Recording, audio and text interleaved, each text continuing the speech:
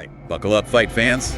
Welcome to the Deep Dive, where we dive deep into the stuff that really matters. And today, we're talking martial arts. Legendary martial arts. Oh yeah, and we're not messing around. We're talking Cynthia Rothrock versus Chuck Norris. The queen of kicks versus, well, Chuck Norris. Exactly. These are icons, legends, but who would win in a fight? That's what we're here to figure out, right? Absolutely.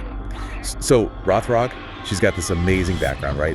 All those forms championships. Yeah. Years of training, incredible precision. Oh, she's a beast when it comes to forms and weapons, like unbelievably fast.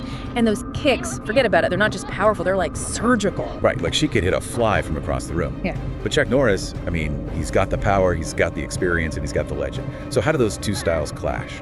Well, in a controlled environment, like a tournament setting, Rothrock's speed and precision, that could be a real problem for anyone. Like, picture a point-based system where you score for clean techniques. She'd rack up points like crazy. I see what you mean. But Norris, he's not just about power. The guy's got a crazy diverse background. Karate, judo, even Brazilian jiu-jitsu. Exactly. He's not just a one-trick pony. And that judo background, that's where things get really interesting, right? Because judo's all about grappling and throws. So could Rothrock use her agility to avoid those takedowns? Or would Norris's strength and technique be too much? That's a good question. It's like speed versus power, agility versus brute force. But then you have to factor in Norris's real-world experience. Oh yeah, that's huge. We're not just talking tournament fights here. The guy's been in real-life combat situations. That adds a whole other level of, I don't know, intensity, pressure, knowing how to use your skills when things get chaotic. And there's a mental aspect to it too, right? Knowing you've been there, done that. Okay, so based on what we've seen, the sources seem to be leaning towards Norris. But, I mean, is it really that clear-cut? Could Rothrock use her speed and agility to exploit any weaknesses in Norris's style?